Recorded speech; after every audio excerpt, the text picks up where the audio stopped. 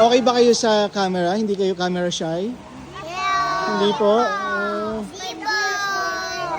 Pag-usapan natin yung slogan na sharing is caring.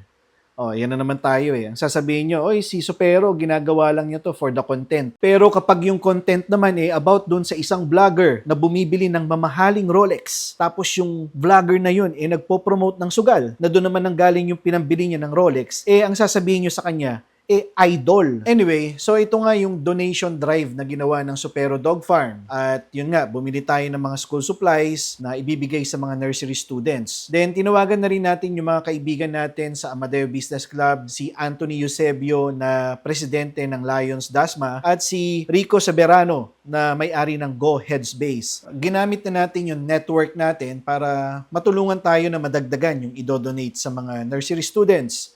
At sila naman ay they happily complied doon sa ating request. Kaya salamat sa kanila. Ito yung kanilang participation. Nag-donate sila ng mga play toys para sa mga nursery students at marami pang mga polo shirt at notebooks. At ito nga, kausap ni Anthony Eusebio at ni Rico Soberano, ang aming kapitan. Yan, naka-gray, yan ang aming kapitan. At yun nga, ina-explain niya na nagpapasalamat siya sa mga donations dahil makakatulong talaga to sa mga bata na nandito sa aming barangay. Ako naman yung nagvi-video, kaya yun, nakikinig naman ako. At syempre sa mga donation drive na kagaya nito, eh, kailangan kang magsalita sa harap kung ikaw ang donor. Kaya ang ginawa ko, nagsalita ako sa harap. Nga lang, ang problema ko, kaharap ko ay mga nursery students. Hindi ko naman pwedeng sabihin sa kanila na ang tao ang alpha, aso ang beta. Buti na lang nandun yung mga parents. Kaya ang sinabi ko na lang ay salamat kasi kahit mahirap ang buhay ay isinusulong pa rin nila ang pag-aaral ng kanilang mga anak.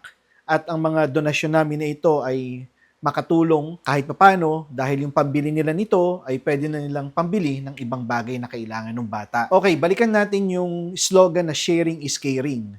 Para sa akin, bilang isang content creator, ay nakaka-inspire tayo ng mga tao sa paligid natin. Itong ginawa namin na to, sana may mga ma-inspire na ibang content creator na gawin ang ginagawa namin. O di ba pag maraming nag-share ng blessings, makukultivate ang culture of giving. Ang sarap pakinggan at ang sarap ng buhay na matuto tayong magbigay sa mga blessings na natatanggap din natin. Yun lang, maraming salamat.